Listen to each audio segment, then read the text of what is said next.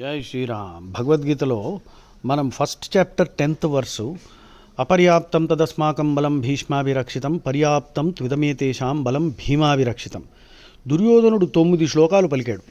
అందులో 110లో అపర్యాప్తం తదస్మాకం. అపర్యాప్తం అన్న వర్డ్కి 2 అర్థాలు వస్తాయి. ఒకటి boundless, infinite, unlimited, invincible, unconquerable. ఇంకో విధంగా అపర్యాప్తంగా మిగిలిపోయింది అంటే ఇన్కంప్లీట్, ఇన్యాడిక్వేట్.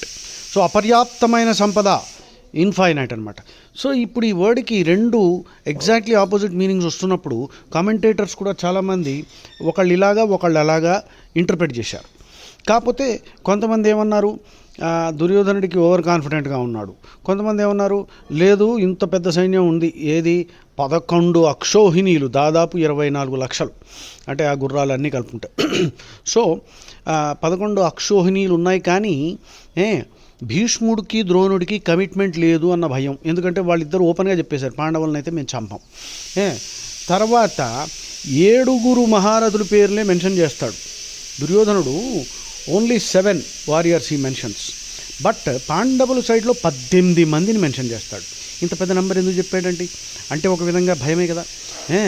తర్వాత నాకు ఎపిఫనీ, ఫ్లాష్ ఆఫ్ ఇన్సైట్ ఎక్కడ తగిలిందంటే 111 చదివాను అనుకోండి. అయనేషు చ సర్వేషు యథాభాగం అవస్థితా భీష్మమేవాభిరక్షంతు భవంతః సర్వయేవహి.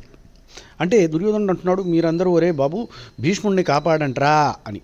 ఇక్కడ ఒక సింహానికి కుక్కలు సెక్యూరిటీ గార్డులుగా ఉండవలసిన అవసరం ఉంటుందా? సింహానికి సెక్యూరిటీ గార్డులు కావాలా? కుక్కలు అది కూడా. సో అంటే ఏమిటి, వీడికి భయం అనమాట.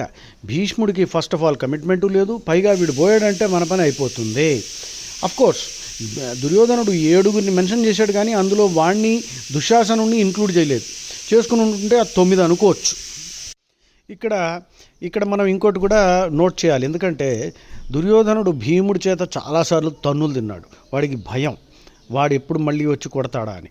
సో ఈ భయాలు, చేసిన వెధవ పనులు ఏం తక్కువ కాదు. పైగా వీళ్ళంతా అవతార పరమార్థంగా వచ్చిన వాళ్ళు అనమాట. సో వీళ్ళకి తెలుసు కూడా. సో ఈ పాయింట్స్ అన్నీ మనం తీసుకుంటే దుర్యోధనుడు యాక్చువల్గా భయపడుతున్నాడు అనమాట, మందబలం కాదనమాట. మందబలం ఉన్నంత మాత్రాన యుద్ధాలు గెలవలేవురా.